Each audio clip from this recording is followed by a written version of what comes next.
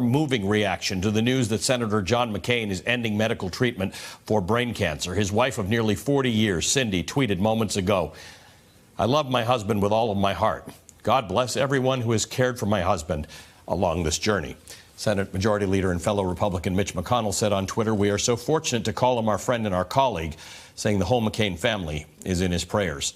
Fellow Vietnam veteran John Kerry, a Democrat who served with McCain in the Senate, called McCain a brave man, showing us once again what the words grace and grit really mean. Senate Majority Leader Chuck Schumer and Democratic Senator Sheldon Whitehouse of Rhode Island both put out statements praising McCain, keeping the senator and his family in their thoughts. And House Speaker Paul Ryan tweeted, "John McCain personifies service to our country." These are just a few, and very likely not the last of a growing list of prayers, thoughts, and comfort being sent to the McCain family by senators, governors, and administration officials from both sides of the aisle, thanking a man who has spent his life in the service of his country. Joining me now, Bill Kristol, founder and editor-at-large of the Weekly Standard. Bill, Kelly O'Donnell pointed out earlier, McCain had a lot of political enemies.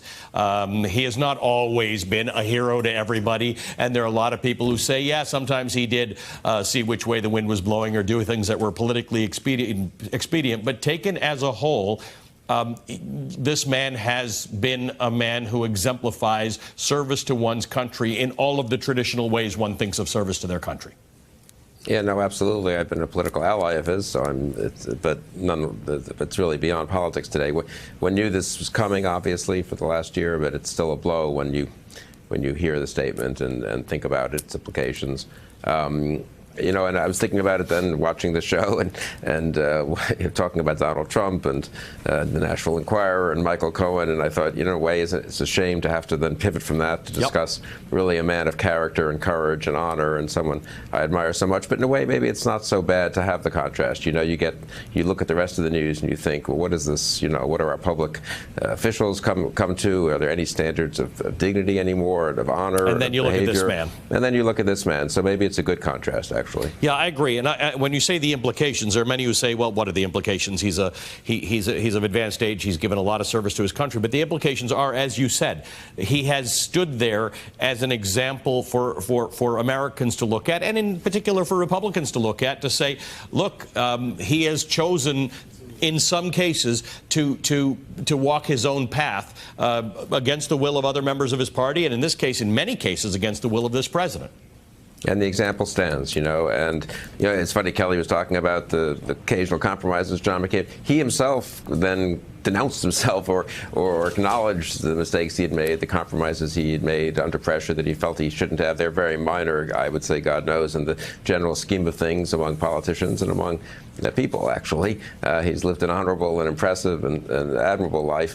But yes, maybe that example will remind people, all people really, in public life and private life, of certain standards of behavior that they should hold themselves to. He's also such a patriot, such a romantic, as Mark Salter, his longtime colleague and co-author, put it, such a romantic about America and a higher view of what America is. Yep. And maybe that would be not a bad thing for people to reflect on today and in the forthcoming John days. McCain is still with us, and I sometimes think those are the best moments to reflect. These are the moments to go down what I call an internet John McCain rabbit hole, to study his life. And there have been moments that he's been less proud of, and there have been failures in his life, and he will be the first to admit that. But again, taken as a whole, his life to the country, his life imprisoned, his life tortured, his life of love, giving, and political sacrifice are definitely something we would all gain from reading about a lot today.